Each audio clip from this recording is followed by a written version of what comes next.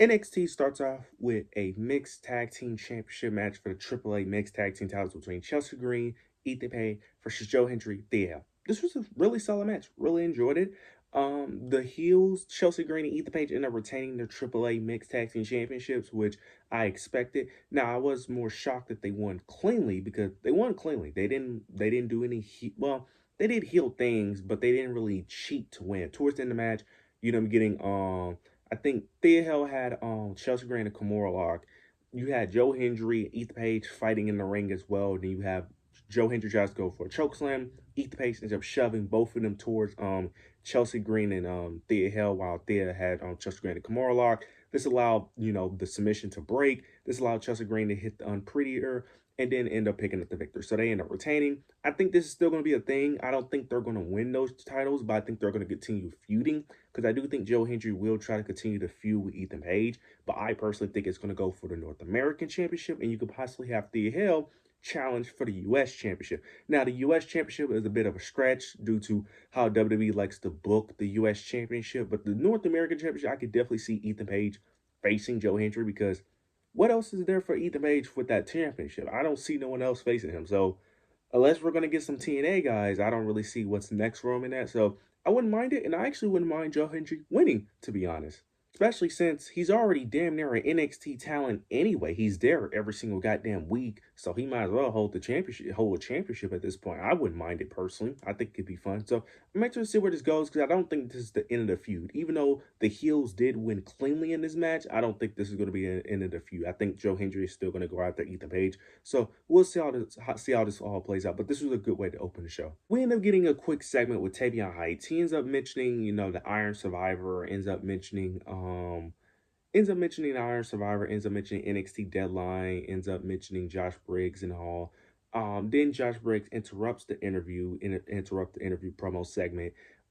They end up brawling throughout the entire show. Throughout the entire show, they're just constantly attacking each other, constantly brawling, and then towards the end, Josh Briggs does get the upper hand and chokeslam. Now, I think it is confirmed that they're going to have a match next week. I'm not sure, but I do like what they're doing here. I like them. I like this feud. I really do. I really enjoyed this feud. I'm enjoying it so far. I hope it continues even after they have another match. Cause I think you could easily stretch this feud out. To be honest, because I think wasn't it Josh Briggs that won the last match, or was it Tavion that won the last match, if I'm not mistaken? I think it was Josh Briggs that won. No, it was Tavion that won. Yeah, Tavion beat Josh Briggs. Josh Briggs is just getting some payback. So I think you easily stretch this feud out, to be honest with you. I like it personally. I'm extremely high on Tavion, and I've been liking Josh Briggs' heel work. He has dramatically improved. So I'm interested to see what these guys could do next. Plus, this is also going to lead to what I'm going to discuss when it comes to the Iron Survivor NXT deadline. John Cena will be on the show next week to determine who's going to be in the matches, and I hope Tavion Heights is also in that match in the Iron Survivor. Same with Josh Briggs too. When it comes to the men, the only men I can think of that should be in that match is Tavion, Josh Briggs, Miles Bourne, and Javon Evans. And is it four people or I think it's typically five people in that match. So if I had to put one more person in that match, I guess I really cannot think of a fifth guy right now in terms for the men. In terms of the men, I can't think of a fifth guy. So yeah, maybe you could just add someone like a Trick Williams, maybe again. Because yeah, in terms of like up and coming guys, maybe you could have one member of Dark State, but I highly doubt it. But yeah, that's really it. Now for the women, I think it's very simple. I think Izzy Dame has to be in that match, especially due to what she did on tonight's episode. Gotta have Izzy Dame. I'm assuming you're gonna need at least one member of Fatal Influence, whether it's JC Jane is NXT champion, so that makes no sense. Whether it's Fallon Henley or Lainey Reed, but I don't know if that's really gonna work due to them probably gonna have all the gold next week. So we'll see how that plays out. But I'm assuming one of them could still be in the match. Doesn't matter. Then you're probably gonna have Zaruca or Zarya. I hope it's Zarya if I'm being honest, and then maybe Lola Vice, and then the fifth person would probably be Jada Parker, even though she hasn't been on TV in I don't know how long. Because it's kind of ridiculous how long. Now I understand they had the feud with Lash Legend, but now that Lash Legend's on the main roster, that feud is completely scrapped. So I don't know what they're doing with Jada Parker. I don't understand how Shawn Michaels keeps doing it with Jada Parker. I don't understand how one of your most over women in your entire division keeps being left on TV. I don't understand how you keep doing that. But nonetheless, we'll see how it plays out. But I'm very excited for Deadline, excited for the Iron Survivor. Very excited to see the potential people who can actually win the Iron Survivor and eventually have their championship match at New Year's Eve. So very interested to see how that all plays out. We get a women's North American Championship match between Zaruca, Blake Moreau. They was putting on a really good match. Towards the end of the match, you end up getting Blake Moreau constantly attacking the leg injury of Zaruca, and she was having her in a submission hold, attacking the leg, and Zarya ends up throwing in the towel. Now, this is a wrestling trope that I always thought was a bit weird because I don't understand how someone from the outside can dictate whether or not you give up. I always thought that was kind of lame and kind of didn't make sense because, like, why can someone else decide whether or not I quit or not? But she throws in the towel to prevent Soruka to prevent Soruka from injuring herself due to Blake Moreau. This leads to some friction backstage, so they're clearly setting up the story of Soruka and Zarya. I just say that we need to speed this up because I don't know how did Izzy Dane betray Tana Paxley before Zarya betrayed Soruka. Don't know how you did that. But nonetheless, they are starting to actually show some friction between the two. It looks like Soruka is starting to get a little bit more agitated, towards Zarya, and Zarya is starting to get more annoyed with Soul. So I like that they're making some progression. So I'm very interested how this plays out.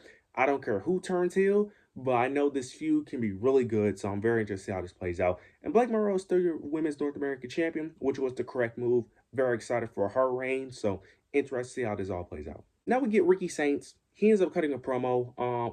Obafemi was also in the ring as well.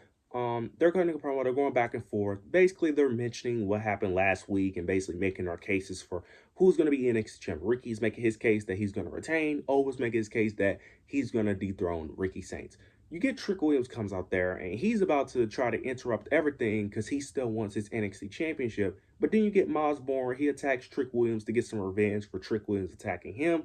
And he basically ends up calling out his shot, ends up saying that he's going to be the next Iron Survivor and he's going to be coming after whoever is champion around that time. So Osborne, I'm assuming, is going to be in the Iron Survivor because there's no reason for him to cut that short promo only for him not to be in the match. So I'm assuming he's going to have to be in that match. And then Trick Williams and Osborne is confirmed for next week. So I do like that. I do like that Osborne is getting an opportunity against Trick Williams, giving him some more spotlight because you guys know what I've been saying with NXT. They need to build new main eventers because Trick Williams, Obafemi, and Ricky Saints cannot keep carrying your men's division. You gotta create some new main eventers, okay? So I don't think this is going to push him in the main event scene, but this is giving him more exposure. So when guys like Trick and Oba are about to leave, people are just unfamiliar with guys like Miles Bourne, etc. So I think Trick Williams will probably win the match because I just don't see how Miles Bourne will beat Trick Williams. Even though Trick Williams is a heel, Trick Williams is still a top dog. I just don't see Miles Bourne in that way yet for him to beat someone like a Trick Williams. But who knows? Maybe they'll do like a distraction angle or whatever. But interested in the match. Interested to see how Oba and Ricky Saints play at NXT Deadline because the match is confirmed.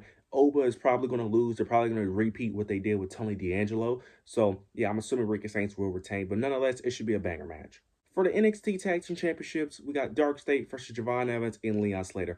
They put on a fine match. Dark State retained. They won. They cheated in the match, but they also still kind of won cleanly at the same time. So, Dark State retains, which I do think was the right choice in my opinion. What's next? I really don't know because I don't see them continuing this feud. I don't mind if they continue the feud, but I just don't see them doing it. But I can definitely see them doing it due to Javon, Leon feel like the numbers game, got in the way, and that's the only way they won those titles. So I can see them continuing the feud. If they don't, though, the NXT Tag Team division, they have a division that can actually somewhat thrive if built properly, and they've been giving them some TV time for the past few weeks outside of tonight's show. Because this was like more like a pay-per-view theme type show, so that's why the other tag teams wasn't really involved. But recently they've been showing some love to the tag team division. So if they continue to do what they've been doing for the prior weeks of the tag team division, this division should be good because you have other teams that could challenge them, that can actually make an somewhat entertaining feud. So I like what they did here overall. Interested to see what's next for these guys because I really don't know what's next for Javon Evans, to be honest, because I don't see him going after the North American Championship or the NXT Championship right now. So they probably is going to run a rematch eventually. So we'll see how that plays out. Now I get the main event. Tatum Paxley, JC Jane for the NXT Women's Championship. This was also a really good match. Really good match, but towards the end of the match, I'm just going to go and skip ahead. Izzy Dane ends up betraying Tatum Paxley, costing her the match. and JT Jane is your new NXT Women's Champion. So it looks like my prediction of all of them holding gold is going to come true because there's no reason you pull the trigger on this if you're not going to have Fatal Influence hold on gold. Might as well have Fallon Henley win the Speed Championship and have Lady Reed win the Evolve Women's Championship. Might as well have them all have all gold. Now, this is interesting because it pushes the Tenor Paxley Easy Dane feud, which I am excited about. We all knew this was going to come eventually.